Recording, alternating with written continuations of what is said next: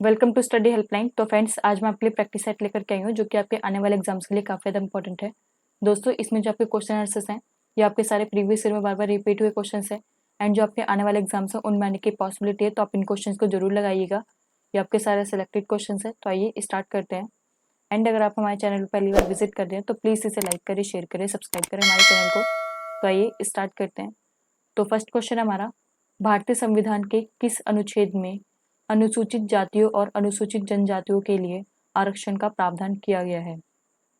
तो इस क्वेश्चन में यह पूछा है आपका कि भारतीय संविधान के किस अनुच्छेद में अनुसूचित जातियों और अनुसूचित जनजातियों के लिए जो है आरक्षण का प्रावधान किया गया है। तो इसके ऑप्शन देख लेते हैं। ए ऑप्शन है इसका अनुच्छेद 375, बी ऑप्शन है इसका अनुच्छेद 315, सी ऑप्शन है इसका अनुच्छेद 335, डी ऑप्शन है इसका अनुच्छेद 365। तो क्या राइट आंसर हो सकता है इसका?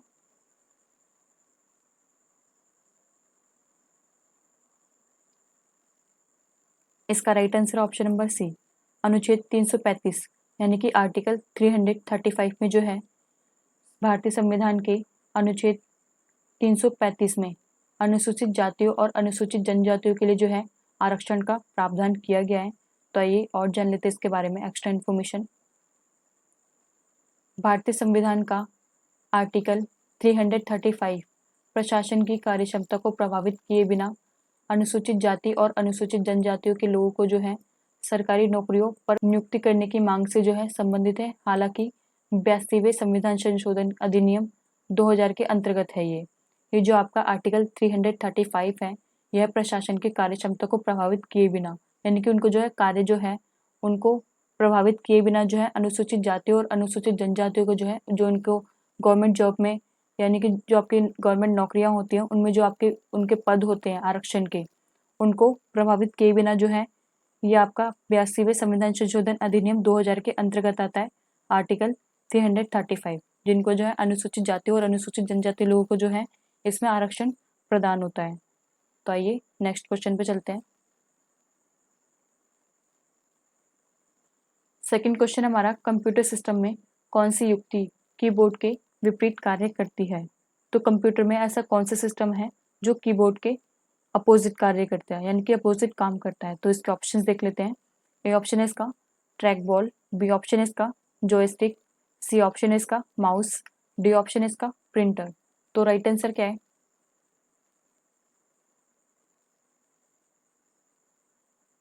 इसका right answer option number D, printer.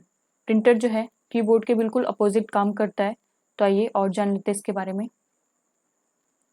Computer प्रणाली में प्रिंटर कीबोर्ड के विपरीत कार्य करता है। कीबोर्ड एक इनपुट डिवाइस है, इसके विपरीत प्रिंटर एक आउटपुट डिवाइस है। जो आपका कीबोर्ड है वह एक इनपुट डिवाइस है, यानी कि हम कुछ भी टाइप करते हैं तो वो हमें किस में शो होता है? स्क्रीन पर शो होता है। और अगर हम कुछ भी यानी कि प्रिंट करते हैं तो वो क्या आपका आउटपुट डिवाइस।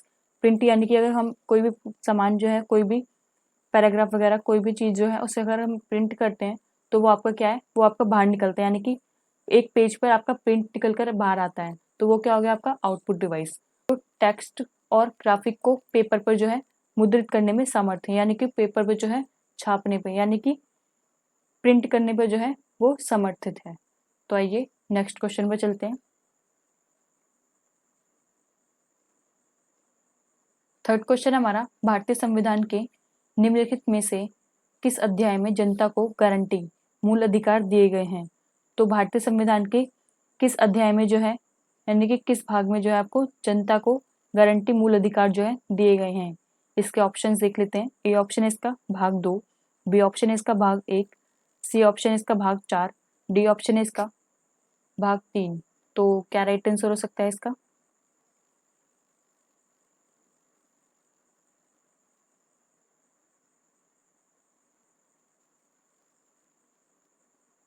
इसका right answer option number D, भाग 3 में जो है वह जनता को गारंटी मूल अधिकार जो है देता है। भाग 3 में, संविधान के भाग 3 में जो है जनता को गारंटी मूल अधिकार जो है दिए गए हैं।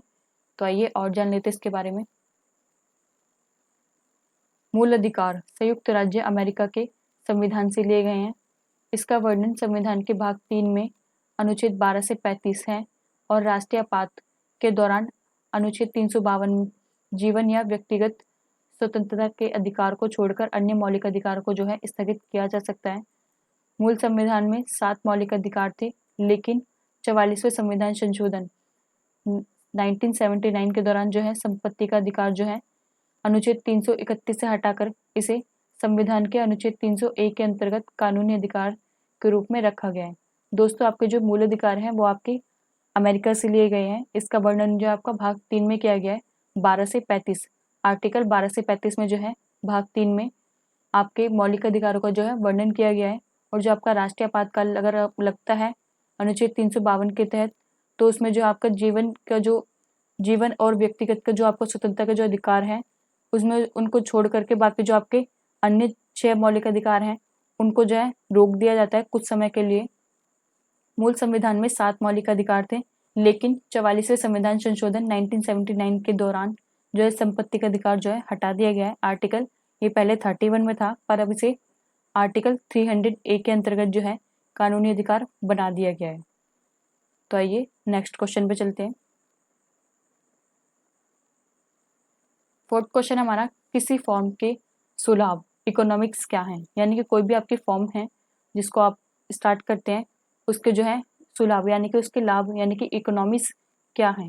तो इसके ऑप्शन देख लेते हैं। ए ऑप्शन है इसका लाभ में वृद्धि, बी ऑप्शन है इसका बिक्री व्यय में कमी, सी ऑप्शन है इसका बाजार का प्रभुत्व, डी ऑप्शन है इसका उत्पादन लागत में बचत। तो क्या राइट आंसर हो सकता है इसका? इसका right answer option number D, उत्पादन लागत में बचत। अगर हम कोई भी माल बना रहे हैं, अगर उसमें हमें जो बचत हो रही है लागत में, तो हमें जो है वो किसी भी फॉर्म के सुलाभ में जो है लाभ ही मिलेगा। तो आइए इसके बारे में और जान लेते हैं। किसी फर्म के सुलाभ उत्पादन में बचत है व्यवस्था के विस्तृत क्षेत्र के अंतर्गत किसी फर्म की व्यवस्था में श्रम और पूंजी का संयोजन कैसे किया जाए को शामिल किया जाता है तथा इसी प्रकार एक या एक से अधिक वस्तु के उत्पादन की औसत लागत कम या बढ़ाने या घटाने या पुनः स्थिर रखने पर केंद्रित किया जाता है। इसमें वस्तु या सेवा की अधिक इकाइयों को उत्पादन यानी कि लागत से कम औसत पर जो है शामिल किया जाता है। अगर आप कोई भी फॉर्म जो है चलाते हैं अर्थव्यवस्था के विशिष्ट क्षेत्र, जो अर्थव्यवस्था का जो क्षेत्र है उसके अंतर्गत जो है अर्थव्यवस्था में श्रम और पूंजी आपका जो माने कि मेहनत और जो पैसे हैं उसका संयोजन कैसे किया जाए को है जो शामिल किया गया है अर्थव्यवस्था में। तथा इसी प्रकार का एक या एक से अधिक वस्तु के जो उत्पादन है, अगर हम एक वस्तु बनाते हैं या एक से अधिक वस्तु जो हमें बनाते हैं तो उसका औसत लागत जो है कम या बढ़ाने या फिर घटाने या फिर पुनः जो स्थिर रखने पर जो है हमारा ध्यान केंद्रित रहता है। यानी कि उसको जो है उस वस्तु का जो है हमारा लागत मूल्य या तो उसे कम करना या उसे बढ़ाना या फिर उसे वैसा का वैसे ही रखना, एक स्थिर रखना। तो जो हमारा ध्यान जो है उसी पर केंद्रित रहता है। इसमें वस्तु या सेवा की अधिक इकाइयों को उत्पादन लागत से कम औसत पर जो है शामिल किया जाता है। तो आइए नेक्स्ट क्वेश्चन पे चलते हैं। तो 5th क्वेश्चन हमारा, निम्नलिखित में से किस सुल्तान ने सती प्रथा को रोकने का प्रयास किया? तो किस सुल्तान ने सती प्रथा को रोकने का प्रयास किया? इसके ऑप्शन देख लेते हैं। इसका ऑप्शन है A option Alauddin Khilji, B option है इसका मोहम्मद बिन तुगलक, सी ऑप्शन है इसका जलालुद्दीन खिलजी, डी ऑप्शन है इसका फिरोज तुगलक। तो राइट आंसर क्या हो सकता है इसका?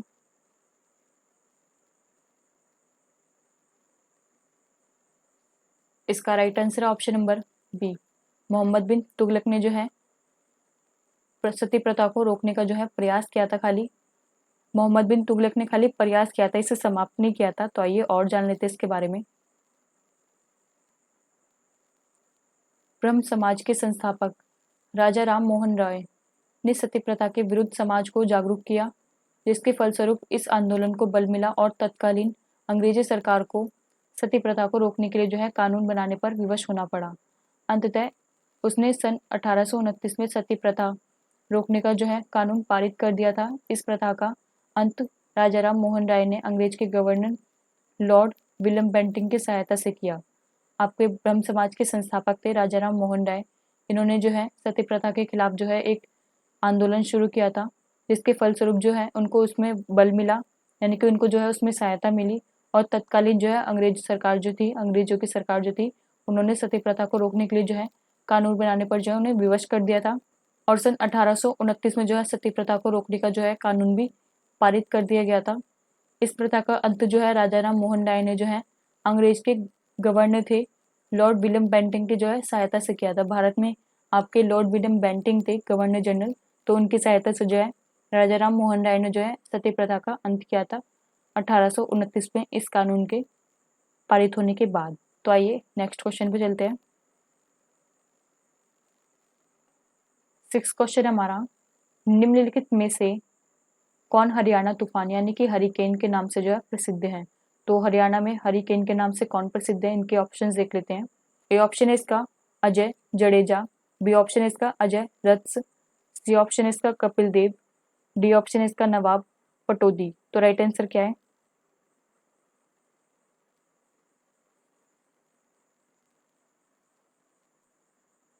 इसका right answer option number c, Kapil Dev जो है इसका राइट आंसर है।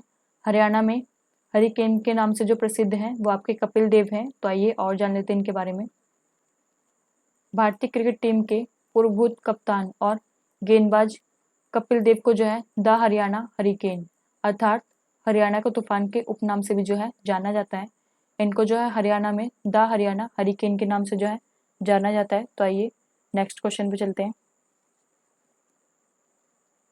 7th क्वेश्चन हमारा, सबसे प्रचुर मात्रा में मिलने वाला तत्व क्या है।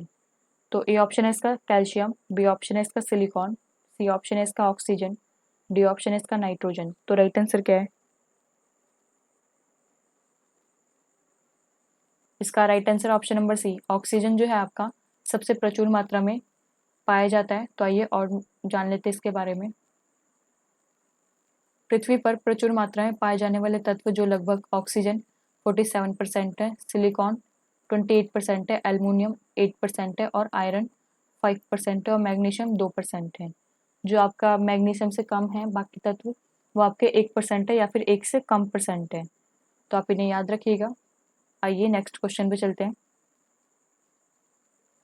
8th क्वेश्चन हमारा, सूर्य के चारों ओर घूमने वाले ग्रहों की कुल संख्या कितनी है। तो ए ऑप्शन है इसका 5, बी ऑप्शन है इसका 8, सी ऑप्शन है इसका 7, डी ऑप्शन है इसका 6। तो राइट आंसर क्या है?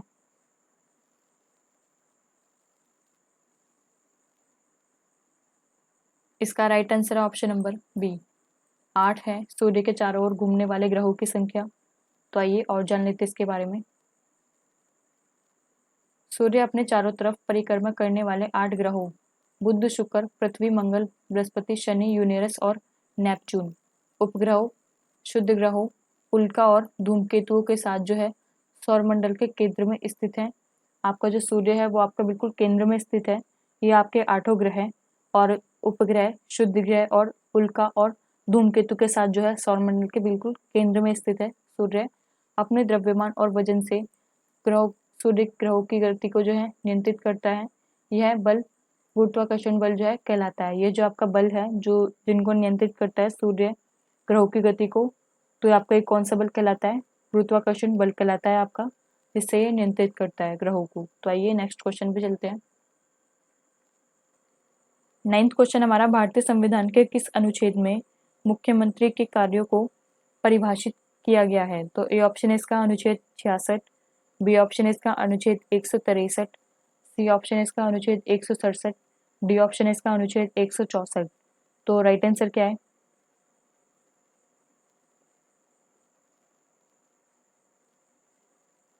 इसका राइट आंसर है ऑप्शन नंबर सी, अनुच्छेद 167 में जो है आपको मुख्यमंत्री के कार्य को जो है परिभाषित किया गया है। आर्टिकल 167 में मुख्यमंत्री के कार्य को जो है परिभाषित किया गया है भारतीय संविधान में। तो और जान लेते हैं इसके बारे में। हमारे संविधान के अनुच्छेद 167 के तहत राज्यों के मुख्यमंत्री राज्यपाल और मुख्यमंत्रियों की राज्य परिषद के बीच एक कड़ी के रूप में कार्य करता है। मुख्यमंत्री वास्तविक कार्यकारी होता है।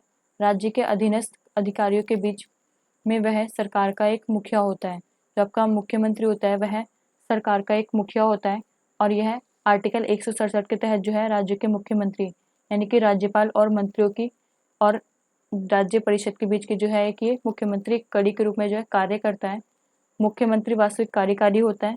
राज्यपाल के अधीनस्थ अधिकारियों को जो है यह बीच में वह सरकार का एक मुखिया होता है। जो आपके राज्यपाल में जितने भी अधीनस्थ अधिकारी होते हैं, यानी कि उसके जो अधीन राज्य के अधीन जो है अधिकारी होते हैं, वह जो है सरकार का एक मुखिया होता है, मुख्यमंत्री। तो आइए नेक्स्ट क्वेश्चन पे चलते हैं। 10th क्वेश्चन हमारा, जैव मंडल से प्राप्त और ऐसे स्रोत कौन से हैं जिनमें जीवन होता है? तो ए ऑप्शन है इसका संभाव्य स्रोत, बी ऑप्शन है इसका जैविक स्रोत, सी ऑप्शन है इसका अजैविक स्रोत, डी ऑप्शन है इसका नवीनीकरणीय स्रोत। तो क्या राइट आंसर हो सकता है इसका?